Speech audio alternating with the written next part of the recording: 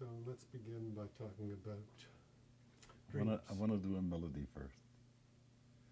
Okay. Ya da da ya da da ya da di da da da di da da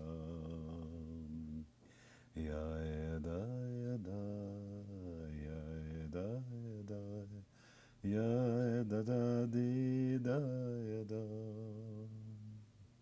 ya da da ya da da da da da da da ti da da da da ti da da da ti da da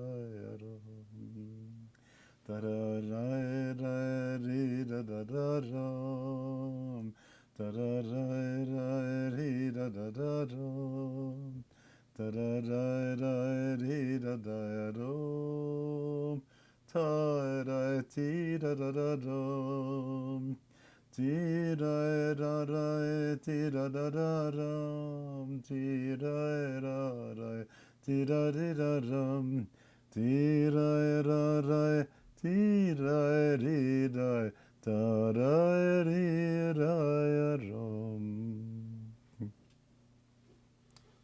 Now dreams. I've been working with a person here. He has been working with me. One of the people who are now doing this matrix, NET, body talk, it's energy healing stuff. And they do it with kinesiology and so on. And what is so amazing is that each time he goes into a region in which where he bypasses what my reasoning mind wants to offer, and he does this kinesiology, and it doesn't lie. You know, the body is so amazing this way; it doesn't lie.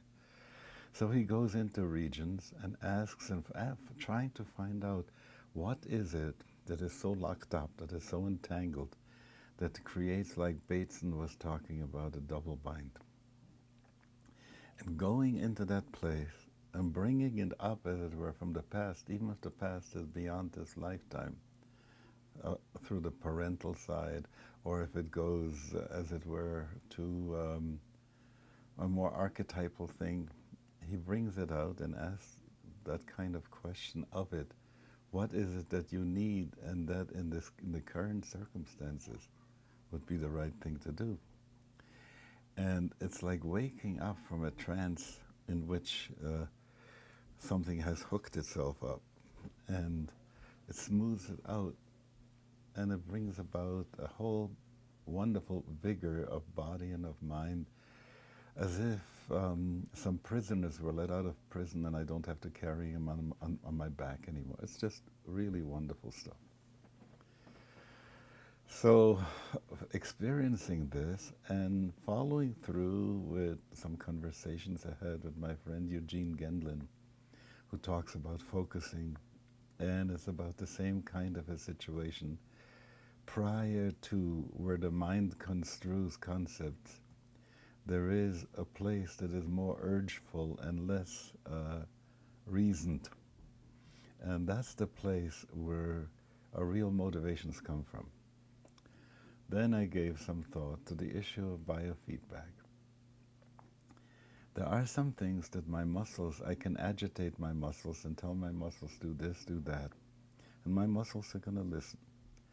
But I asked the question, between the urge that my muscles should do it and the muscles, what is in between?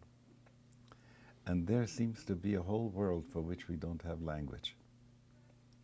And because we don't have language, our mind doesn't like to linger there, because it has a feeling I'm spinning my wheels. I haven't got my usual tools won't work in that place. Okay? So we don't pay much attention.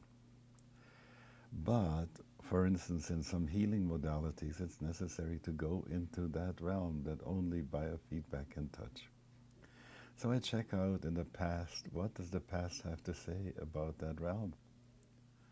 And I find that people like Reb Nachman talks about the power of imagination. My Rebbe, whose picture you have here, used to speak about the Chushat Tzir. How eidetic can you make your imaging happen? Because when you do that, you are placing yourself right back in the situation, and you can change things in that situation. That's remarkable. And so when a meditation and a prayer becomes vital and effective, and the heart is awakened, the mind is open and willing not to impose, but to be impressed, and all that. So that's just a remarkable place in which to be.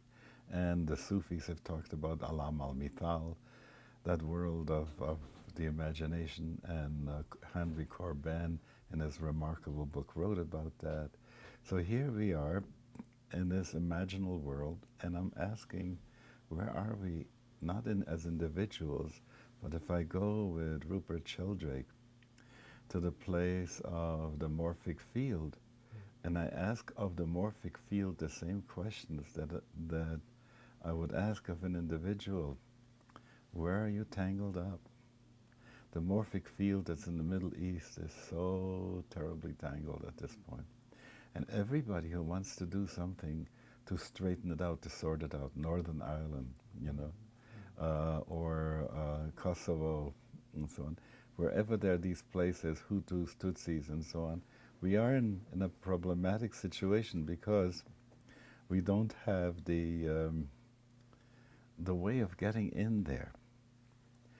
Now, in Hindu tradition, we have something about 7 rishis, and they are holding the field for the world. And we talk about the 36 tzaddikim, and they're the ones who are the pillars of the world. And the Sufis talk about the kutub, the pillar saint. And there is an element in which, as Krishna says in the Gita, whenever the world goes down, I put on a body and I come down. So it means that there is a consciousness that is there and is willing to help us and to engage us in it. But most of the people are in a trance that they don't want to recognize that there exist forces, powers, beings who really want to help us heal the planet. Meanwhile, our Mother the Earth is crying bitterly, heal me, heal me, heal me. And it's coming down in so many modalities that people feel it. But what's happened is that all the ecology organizations haven't made ecology with themselves. All the peace organizations haven't made peace with themselves. So there are turf issues, there are really problems. And they sit in the reptilian brain. And there are some other issues that we have to bring in celebration into the limbic part of the brain. The limbic part of the brain also doesn't have language. We always borrow from sensation to talk about feeling.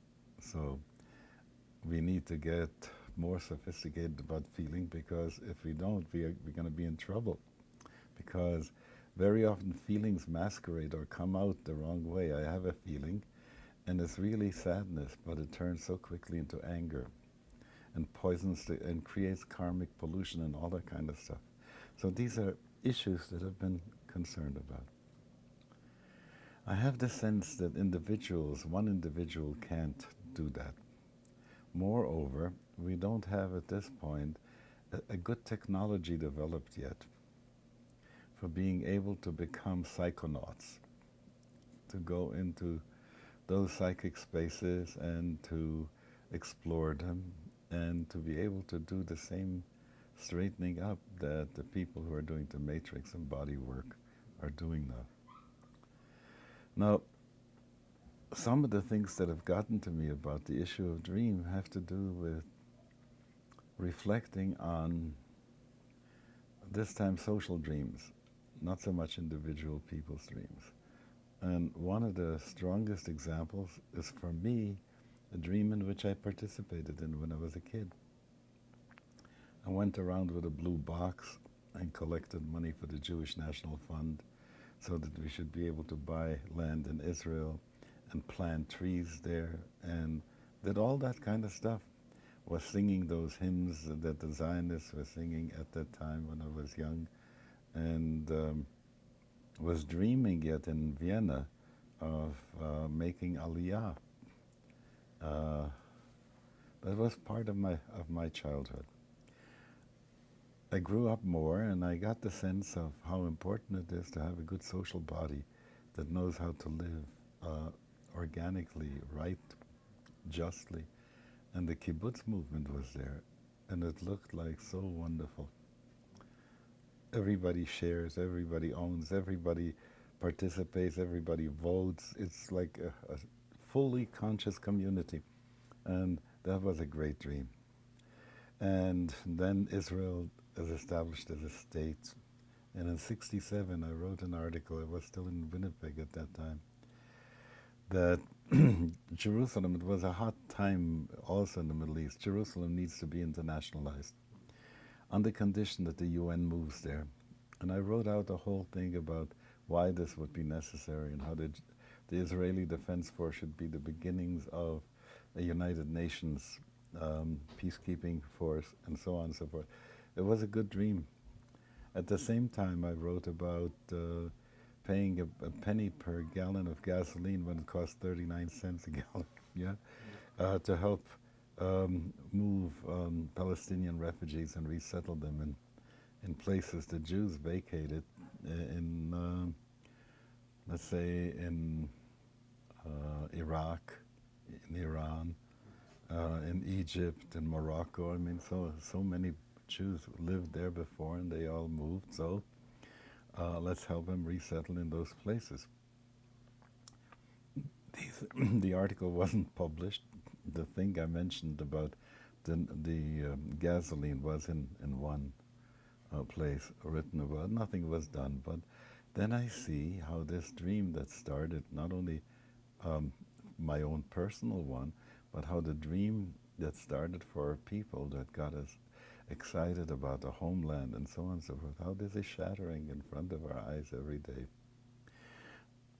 One of the things that I felt really strong about was celebrating the 4th of July. That comes from having been raised in Europe, having to flee Hitler, and coming to this land of the free, home of the brave, you know.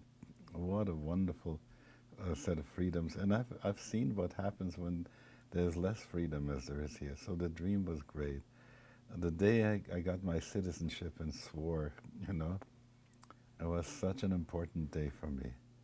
And now I see that those things that I heard about, that there is a legislative and that there is a judicial and an executive, and I see all of them crapped out. And that dream is dying before our eyes. It doesn't have anything to hold it together. So I could go on with the dreams of religion, because every religion that I'm aware of is going through some upsets. The religions were connected to cosmologies of the past. So at one point it was, the cosmology was Earth is in the center and sun, the moon, the stars move around. And so a lot of religion was hooked to that. And when Copernicus and Galileo came, they couldn't separate the teachings of the church from the cosmology and the cosmology. So then they claimed that the person was a heretic against the church when he was only a heretic against a paradigm that was going out. So this big paradigm shift that's happened since Auschwitz, Nagasaki, Hiroshima, and the 5th generation computer, the internet, and so on and so forth, there hasn't been any such radical shift in the form of life here on this planet as there has been now. And none of the religions have yet integrated into their understanding of reality what this all means, this emerging reality map, this cosmology. So the dreams that they had are broken. I can't imagine that there, I know there are some people, but I can't imagine for myself, let me speak this way, that I still believe that a single person, Mashiach, is going to come riding on a white horse and save the world. And yet this is so embedded in the dream of our tradition. And this is shattering because there seems to be a feeling that could be argued the following way.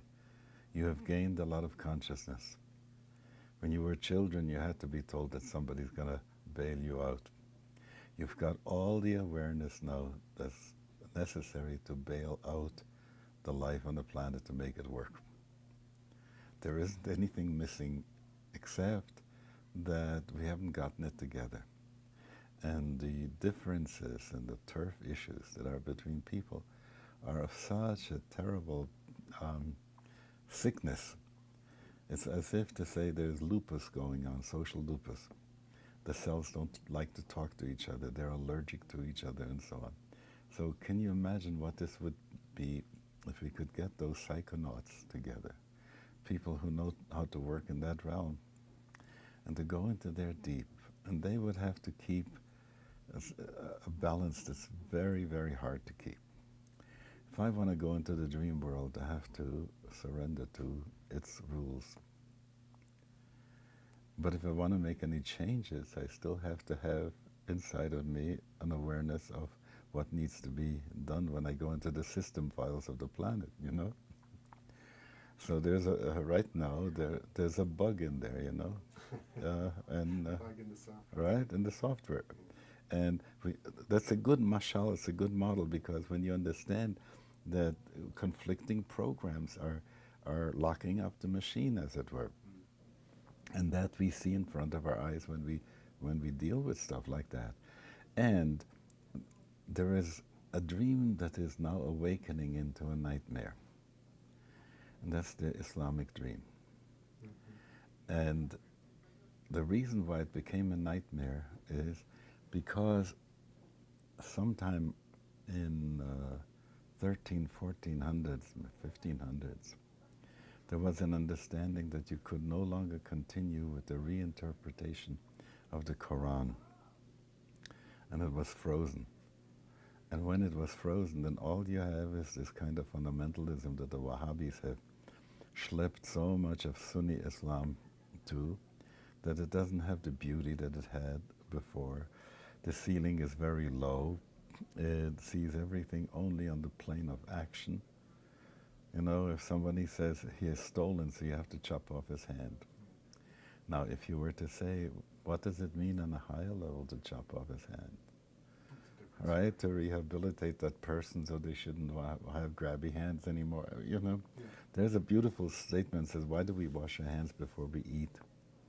It's called Netilat Yadayim, which has a meaning you cut off the hands. It means washing hands, but also means cutting off the hands, like Netilat Tzipornayim, you cut off the fingernails.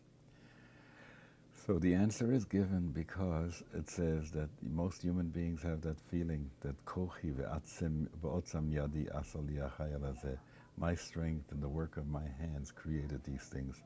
If you want to eat, you have to give thanks to God, cut off your hands. You know.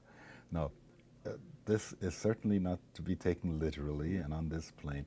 So that power that Sufism had to open people up to higher and higher interpretations is being neglected. It happens at the edges, not in the center of the Islamic dream.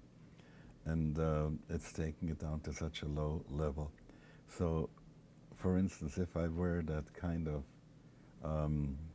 psychonaut that has that possibility of making that work, I would climb into there, you know, and take off the lock from Sufism that's locking up that mind, you know. If I could, I would go into Burma, you know, and awaken the Buddhism that was there with Unu, you know, and get rid of that militaristic situation.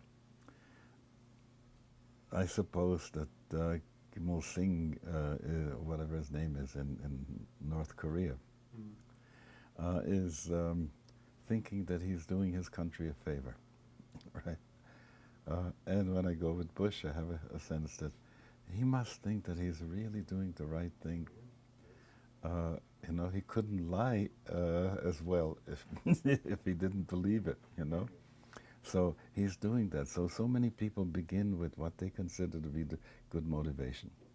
So I ask myself, if that is good motivation, so why doesn't it appear good? Why isn't it in the service of the planet? So apparently the software needs to be upgraded.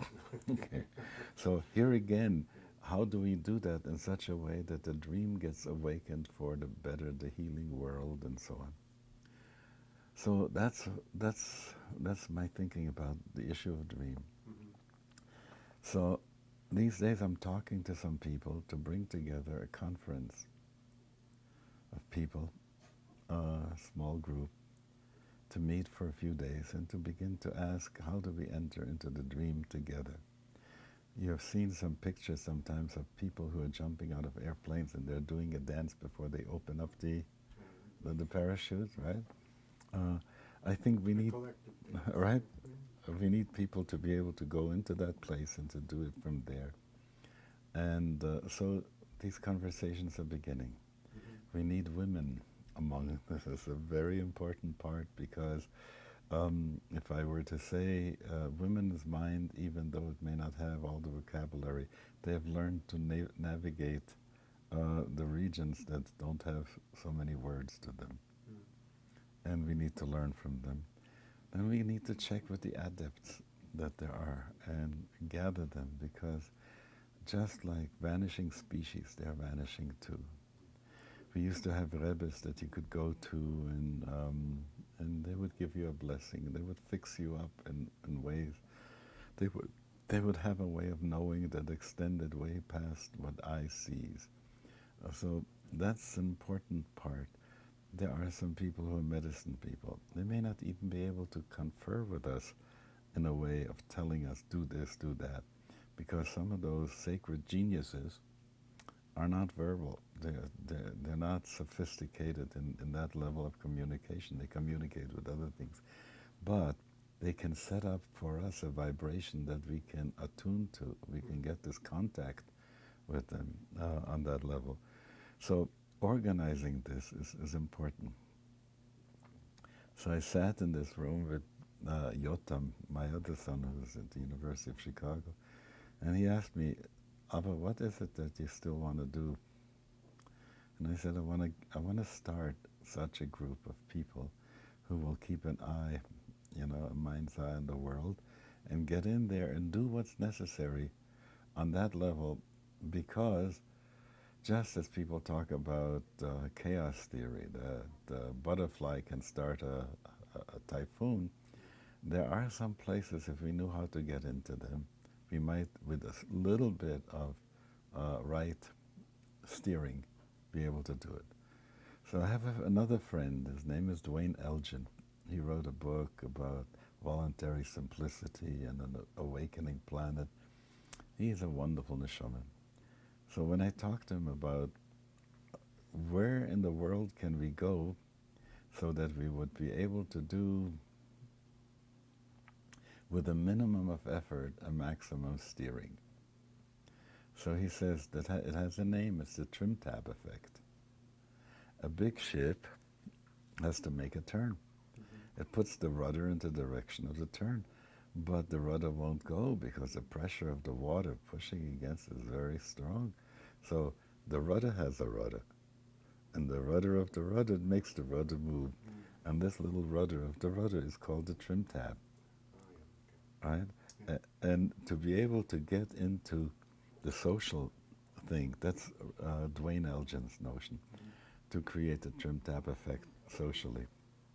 And I think it's a wonderful thing to do. And I think simultaneously we need to go into the mythic archetypal area and fix things there. And I know we need to do it, and I don't know how. Okay. You see The Lord of the Rings? Yeah. You read the book, I'm sure. I was very impressed with it in terms of the mythology and in terms of the Kensho-like symbolism of the destruction of the ring. The three aspects of the personality that enter the mountain to destroy the ring: the emotions, the will, and the ego that must sacrifice itself in order to destroy the controlling ring of power. I don't know. you're asking very, very profound questions. They're the right questions. Mhm. I ask them myself. And I think you're working in the right area, but it requires, doesn't it require lots and lots of people doing all kinds of the internal work, Yeah. the right motivation? So that's where the Maharishi effect, for instance, was important in the 80s. Yeah, enough people were actually meditating, and that changed things. But I think, like in an orchestra, you have to have some people who represent who play that interior melody. Then you have to have some people who are going to give you rhythm, and there has to be a continuo. And I think the continuo is what needs more people. But I think closer to the melody, you need to have some people who do it with a certain kind of skill. Yeah, of course. That's the trick. Anyway, that's what I wanted to say.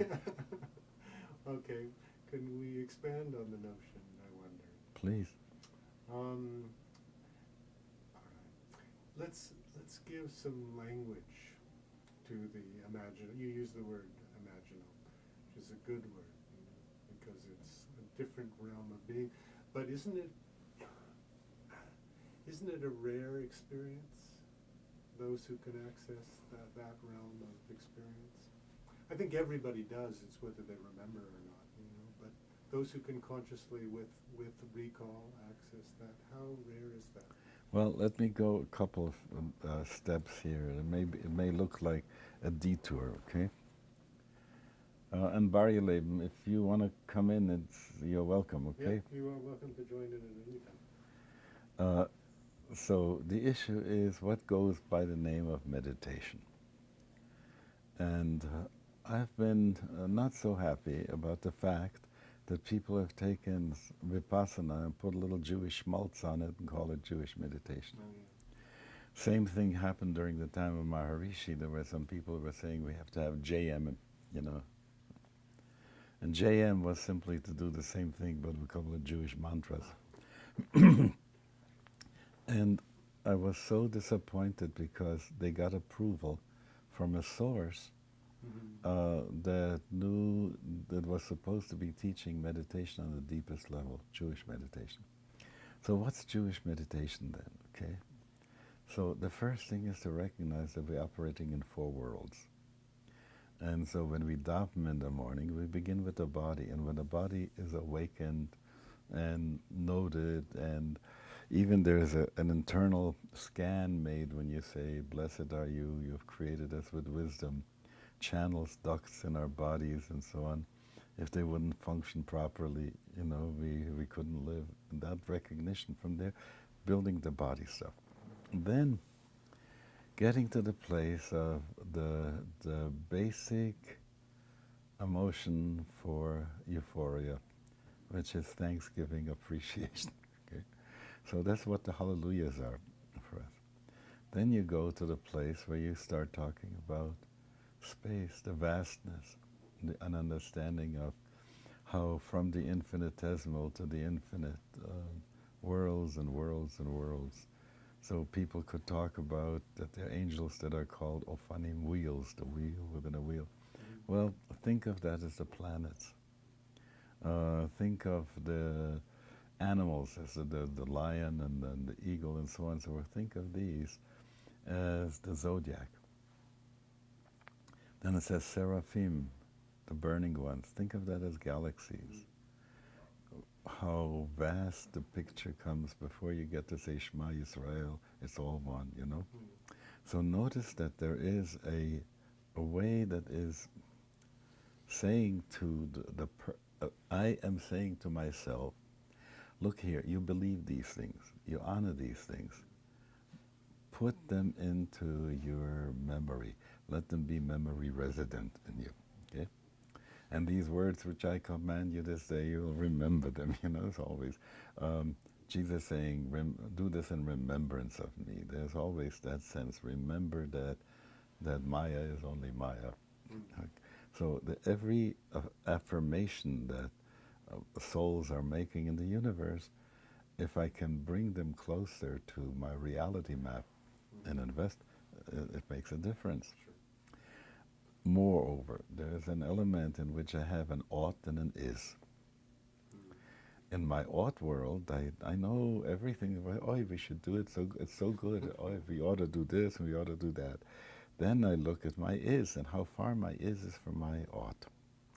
Most of the time when people have these bad discussions about religion, say, look what our religion teaches us, look what a beautiful ought we have, now look at your is, okay? Well, you're going to do ought with ought and is with is, but you can't do my ought and your is, right? And so what happens is, the question remains for me, how do I bring more of my ought into my is? Which is on another level, on the moral level, the same question of building, rebuilding. People talk about transformation as if this is like so, and I don't think it goes that way.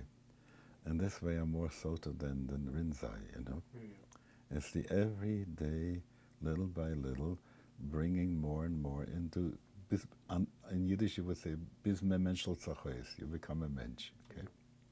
And so when I ask the question of what ought to be the way of redreaming that, is to be able to go and ask the question when I'm davening and I'm praying for how justice should be in this country, and I'm just saying the words, then it's not happening. But if I go ahead and I redream in a different way, like I see a Supreme Court in my mind, hold this up, dear God, oh, such a Supreme Court I would like, such a judiciary I would like, that's what I'm praying for. Such a cabinet. Huh? Such a cabinet. Yeah, Such a right. president. Right. But it doesn't happen that way. We are so much into our negativity that we are not, and the universe is very responsive, and if we don't hold out the template for the universe, it's not going to go there. So that's another kind of form of meditation I think that's necessary, and it's so much more the Jewish way for doing it. And I feel so many of our upayas, our skillful means, are so good and so powerful, but we have kept them to ourselves and we have made them mechanical. Seder coming. The most wonderful way of generation to hand over to generation things. It is connected, it is sensory, it is motor, it is eating, it is drinking, it's social, it's got everything there. And it's got a story that gets told, and everybody can have an opinion about that. So when I was in Dharamsala, and the question was for the Dalai Lama, what are we going to do in the diaspora? How are we going to keep our thing together? I was suggesting them make a Seder. Could you imagine making a Seder in which you would have tsampa, and salt tea, and ach weiß nicht, all the wonderful things in momos or whatever what that's their traditional food. Sure. And the kids should ask questions like they do, and the story should begin. There was a prince. He lived in a palace. His father didn't want him to know from some tzoros, and go on. Avalokite Shvara, take all of them. And then to be able to say at the end, next year in Lhasa. Next year in Lhasa. Right? So that's one of our upaya, but we have other upayas too, and they would be so important to spread into the rest of the world. So this book that I'm working on now to get it out, if you're so universal, why be Jewish? Ask the question about what is the function of religions in the future? What is it? What's the basic function? And comes up with the notion that religions are vital organs of the planet. And you can't live with the heart alone, and you can't live with the brain alone. You need all of them. Every one of them is necessary. And if we want to be universal and help the planet, we have to be the healthiest ones that we can be. So if the liver is healthy, it can help the heart become more healthy and vice versa. And I think that this is what I would like to see about religions doing. the recognition that we have some things that are exchangeable. We can make transplants here. They've always made transplants. You know, when I start looking at Christianity, how many transplants were made from Judaism into the Greek pagan world to give them something good, you know? Well, it's true. It's just, the times are very, very bleak, you know? And I see so many people, including myself, I see that tendency in myself to feel bleak, to feel, gosh, there's no hope for the present, you know, really none. It's all in long term. We're talking 1,000 years before we, maybe 10,000 years before we make any kind of real leap in our consciousness. Well, here's where I'm a lot more optimistic, okay? Yeah, no, and I don't feel this all the time. Yeah, Just, you know. because I have the sense that this is why we are given the tools that we're given. If we were to wait for biological evolution, our ruin would outrun our life possibility. But if we have cultural revolution, which is intentional and hot housing certain kinds of awareness and putting money and resources at this problem. When I look, for instance, at stealth bomber, how much money that costs, how many people have to work on that to get it together, the list of credits after the stealth bomber would take 2 hours to watch, right? Then you start looking at the lack of sophistication that we have in conflict resolution and social skills, and you can imagine how we are in kindergarten on that level. So that's why I'm saying there is hope if we are going to recognize the need to. The one leg technology has gone very far. The other leg has to now go spirit, and it's not new because it's coming through. You meet people. I don't know. You wouldn't have been here if somehow you weren't deployed for that. You know. And so we are at the service of that which needs to happen. No, most definitely. I do perceive that. It's just the times are very bleak. They really are. They're very challenging these times, you know, to see the world as the deity's palace these days. Very hard. Lots of things, lots of ugly things going on. But you make very good point about making the effort to keep the dream going. And on the level of Vedic imagery, really, it gets interesting, you know? That's right.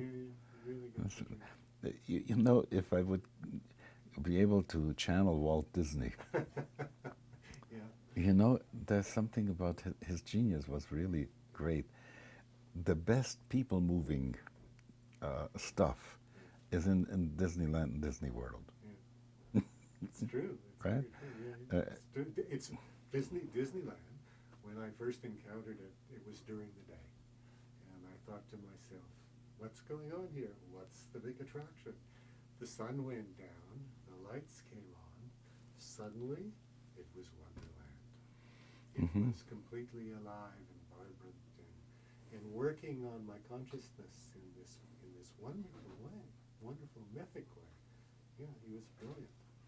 Imagine what would happen if people go into the United Nations for a day's talk, would have to get into those boats that go in Small World, right?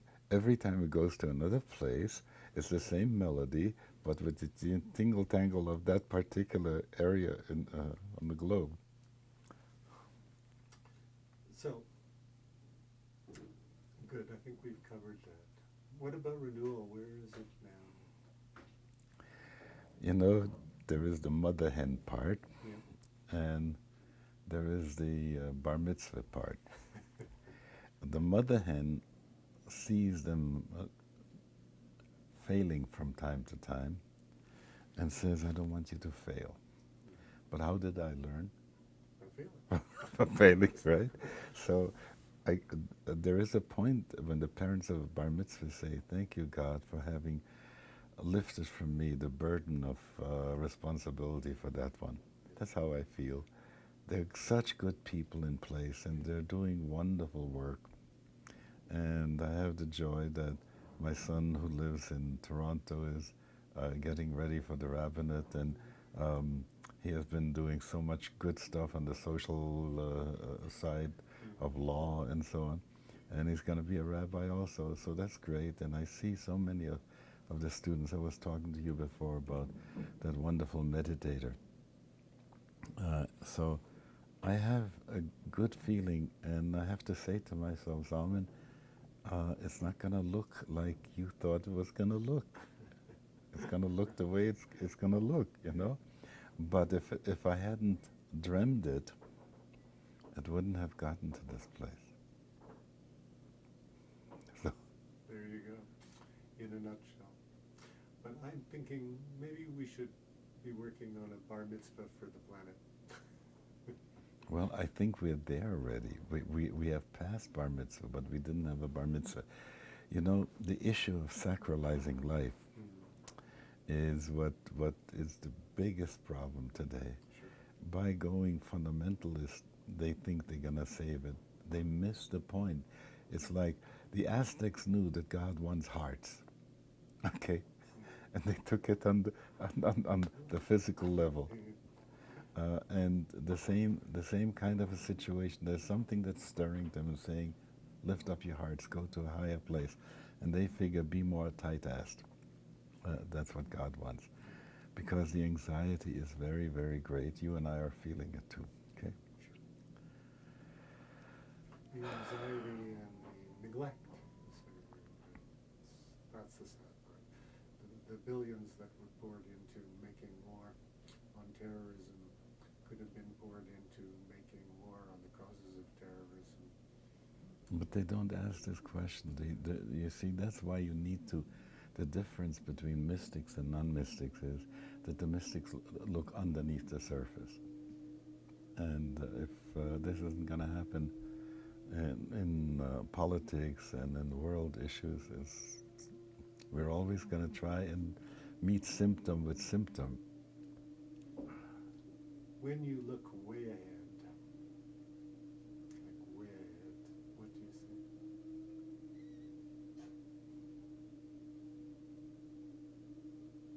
I have a Shabbos, a Shabbos dream and a weekday dream. Yeah. The Shabbos dream is I see us being in such a wonderful connection with each other, helping each other, being joyful with each other, and so on.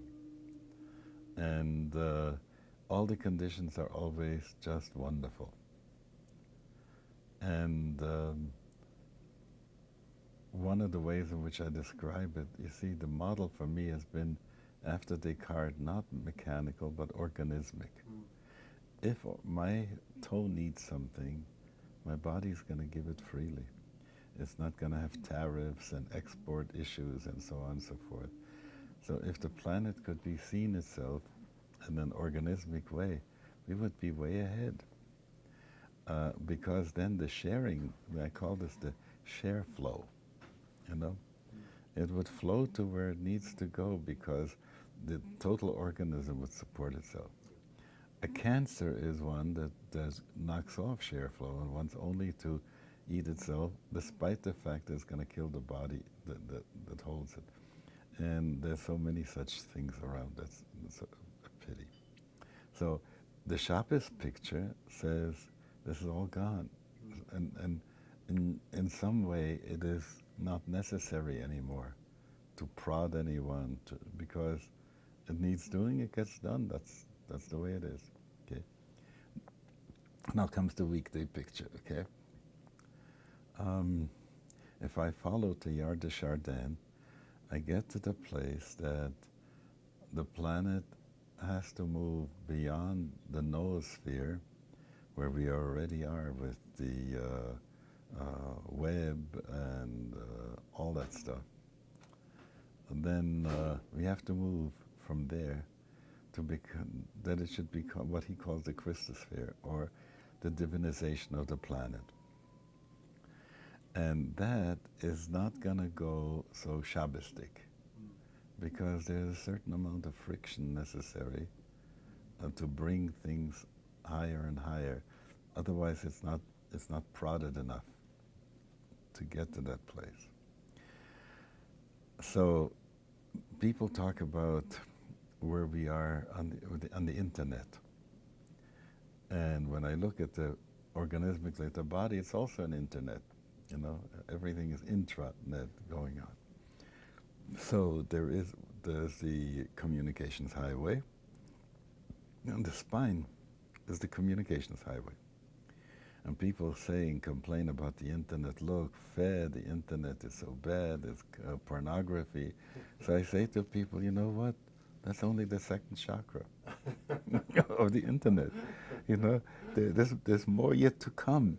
And so if I go to the place, where does it have to go until it's the crown chakra? We got some work ahead, and it's not going to go so easy because it always needs something. It's not so much a split dualism as it is a complementarity that goes like this Hegelian thing. You go thesis, antithesis, synthesis becoming the next thesis, and so on. Let's talk about one of the obstacles, attitudes towards death. You know, big obstacle. It depends when. You know, when you look at ER, Okay. you get the sense of high adrenaline. You must save life at any cost. The entire technology is to say, death is terrible. You know, we mustn't allow it to happen, okay? And it saved many people's lives. And then comes a person who has become sort of half a bionic person already, you know? Dentures, and I have cataract lenses, and I have who knows what else I have inside of my kishkis replaced, and so on and so forth. Hip replacement, you know, you just go on and on. And this bionic person is beginning to fall apart. The people on the outside think it's so terrible, but this person feels more and more tired. That every morning it feels, do I need this other day? Is my symphony not finished already? Do I need to go down either via Alzheimer or other kind of diminishments and so on and so forth? And the person feels, I don't need that. I'm willing to go. And so it's not a tragedy if I'm going to get pneumonia, which is a nice way going. Please don't give me any antibiotics. So it's a different story. And the next thing comes also about what happens afterwards. And it's interesting how even Hollywood has taken up the thing that there is something cooking, you know. In resurrection, you go through the tunnel, you see all the people there, you're moving to the white light, and then finally a voice comes, no, you gotta go back. Or defending your life, you get a whole other sense of that your hell is having to experience all the fears you had in your life and how to get out of that. So it's, you know, Hollywood has begun to deal with stuff like that. Mm-hmm. So if people were to be the same situation, how do I imagine my afterlife? You know? How do you? If it's brimstone, you know, and so on and so forth. You know what? Now, how does Rabbi Zalman imagine his afterlife? First of all, he takes off on a lot of traditional stuff. Yeah. One of my students wrote a book called Jewish Teachings of the Afterlife. I wrote the preface to it, and it's a wonderful book telling about things that have to do with how the soul separates from the body, the purgations it has to go through, because look how much schmutz we picked up from the media, from everything else, so much. Imagine if I were to have to do Vipassana after I'm out of the body, and every blip, blip, you know, I'd be or every television program right, I've ever watched. Burping up everything that was unessential in my life. It might take a while. It might take a long right? time. but I think there's no other way to get rid of it. Yeah, And I don't want to have pain about this, but that's where I was. And I can let go of it, let go of it, let go of it. Then there is a situation that comes that everything good that I did that I didn't quite understand what it was about. So I gave somebody $1, and that dollar had repercussions and repercussions and repercussions that I never knew anything about. And what a paradise this will be to see the good that we have done and where it's gone, okay? Another picture of I wanted to understand some things about the world that I never understood. And now I get from one aha to another aha to understand everything about the universe. There's another kind of paradise. So that's how the tradition talks about it. Then it talks also about reincarnation. It says you may be needed on the planet, or you may not be finished with something. You have to come back and do it. And this is such a good arena in which you can do it. So go back to the atelier and do your homework again. So that's what I think about the afterlife, about Holocaust. You know, all the people who went out.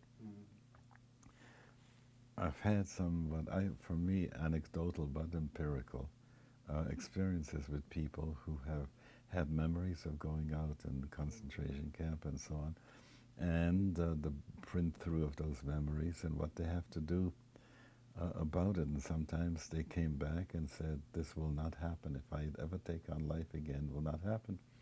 So I would look at many of the people who went on freedom rides, who, you know, did all these kinds of things. That generation, the flower children generation, and so on and so forth, I think a lot of those were souls that came back to fix things up. So I don't think we're finished. If I go to how I really believe it, sort of from the place of a more philosophical thing, I think there's a hot housing of spirit going on. First, they were talking about the netherworld.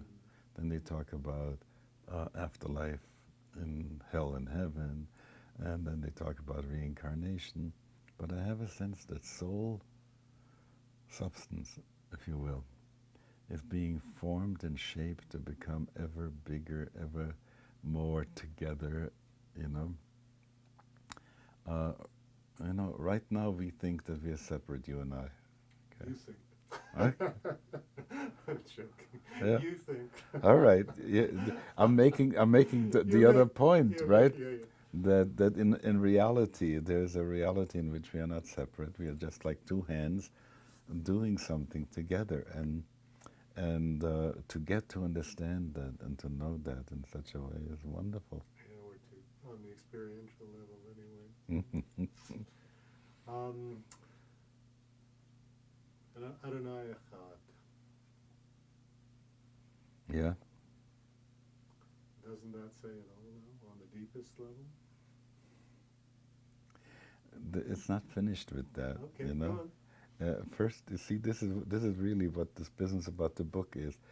It must first of all address itself to Jews and say, "Hey, wake up, Shema Yisrael, listen to it, okay?" And if you want to have a God, you have to make him your God. Adonai has to become Eloheinu. Yeah. When we do this, and they will do it in their way, it'll become Bayomahu Adonai Echad. It'll become one God for all of us.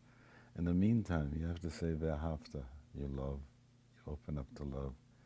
You bring this love down to where you're going, in and out of the house, you know, talking to the kids, all that stuff. Okay, well, you're taking. I mean, I'm as a Zen meditator, you know, and originally, and a Tibetan meditator now.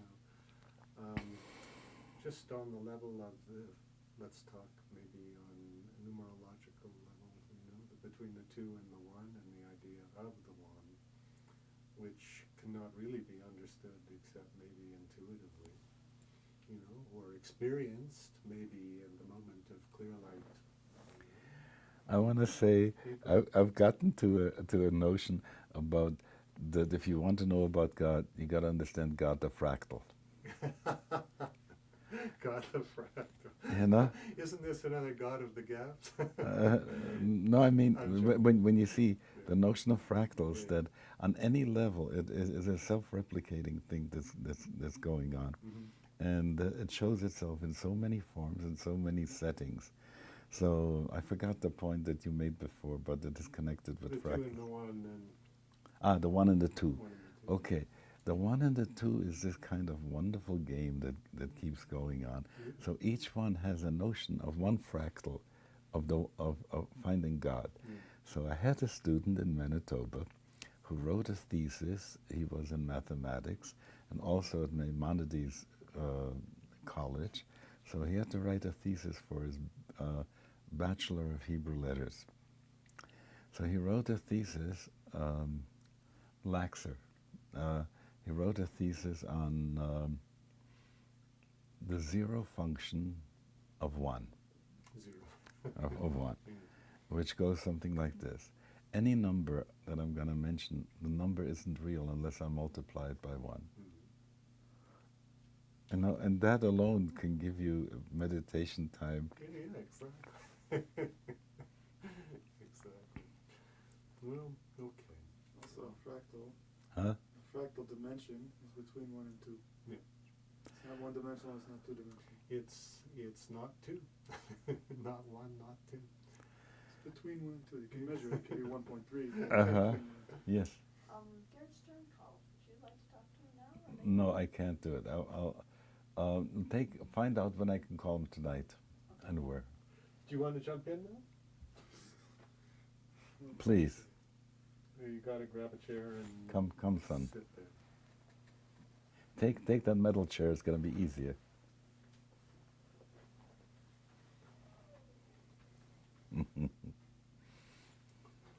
I Dalai think Lama's coming to Toronto this month to do Kalachakra. that's wonderful. You know, this whole business of the Kalachakra initiation, which is, again, that mandala there, and what it all means, and I think wherever he's going, he's installing software. Yeah, especially with Kalachakra. Yeah. Especially with Kalachakra. That's the whole deal behind it. Do you need to refocus to get Barya in? No, I need to zoom out and, or maybe just pan over. Yeah. Okay. you ignore the camera and talk to me. Okay. So what are we going to talk about here? You listened to what we were talking about. Yep. What would you like to? I think my generation, our generation, Yeah.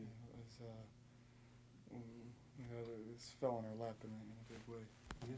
Right now, we're at the place where we're just beginning to come into the place where it's going to be our turn to start doing something about it on a more macrocosmic level. I think the important part for us is going to be not to get over macrocosmic. Maybe my generation got a bit too macrocosmic. Could be, but I think that maybe not though. Yeah. I think that maybe in fact the other way. That you can see that there's a movement to go too internal and too into the self and say that I need to do my thing, and it is a big exodus to come out of the self into the world and say, but I also have to participate, and that comes out in liberation theology, feminist theology, and other more liberal movements. But the danger of that is to get caught up in the externals, and you can see that there's so much drive to do work, political, social, environmental work in the world, and but it comes out with a lot of anger inside of it.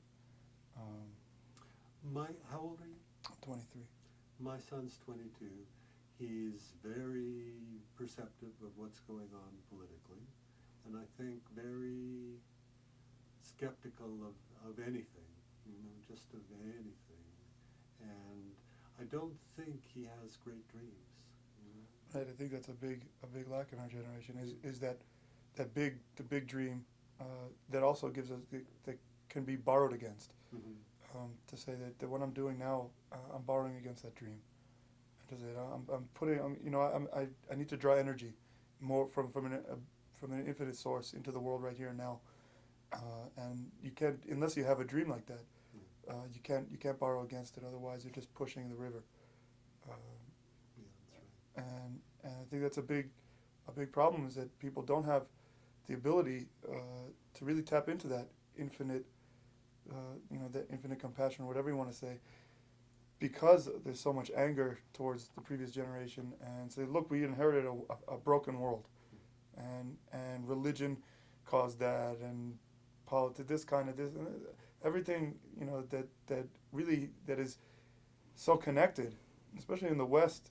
There's so much anger at the church and at Christianity, which has spoiled the word God.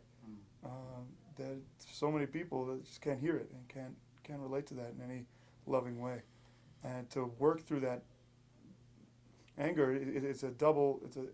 You're stuck in two ways, because in order to engage God in that way, you need the spiritual tools that you get from these traditions, and without those spiritual tools, you can't do much to engage God. But then God stays on the outside, and there's really a deep void, and it takes tremendous compassion for the self, and I think also charisma. It's going to take big leaders to nullify their own leadership, to say, don't let me do this. But isn't your generation very distrustful of leaders? Well, yeah, that's the problem, and that's why the gap is so hard, and that any leader who's going to come up and say, listen, I'm here to be a bridge, is immediately going to be suspect of trying to, you're on their side. You're connected to them. You're already like off limits. And it takes that tremendous strength to hold on to both sides and not let go. And I think that's a real challenge. And the only way to come is to be rooted in that internal, which is not only internal, but to engage the fractal very powerfully, and understand myself as an earthling. Yeah, as an earthling. As an earthling, I'm a little microcosm of Earth and a little microcosm of God, and to really engage myself in that way and take it seriously. And then I could come and participate in the macrocosm, but I don't have to push the river because I'm only participating. And I know that these innate values in the earth, they will come to expression. I don't have to push the river. They will come to expression, and I just need to open myself to allow that to happen. Because I can look around, and all over the world in every subculture, that the same lessons are being taught. So I could trust God, I could trust the earth to say that it's going to happen. I just need to hold on. And that's, I think, a real challenge, to hold on and not let go of anything. And it's that ingathering of pulling all the pieces together that we need to do, and the integration. And it's hard because there's so many challenges that are my generation, and even worse for the sort of next generation, not our children, but our little brothers, Really? sisters. I think there are people that are growing up now, Yeah. Young teenagers now, that are and the media is so powerful, and the sex in the media, and video games, and so disconnected from a reality that engages individuals as people, and not screen names and in order to engage people in that, with depth, it takes impersonal depth, which you can't get on the Nintendo. No, you can't. You can distract yourself, though. Guys, we got 1 minute left on this roll. I can pop in a new one. No, it's not going to work. But I want to say something about blessing. One of the problems the planet has is it's underblessed. People have to go and magnify what is already happening by sending out the good vibes and blessing it. So I'm blessing whatever is in the camera right now and the people who are going to see it, that somehow something should awaken for good in them and redone to everybody. Amen. Amen. Thank you. Thank you. Hey,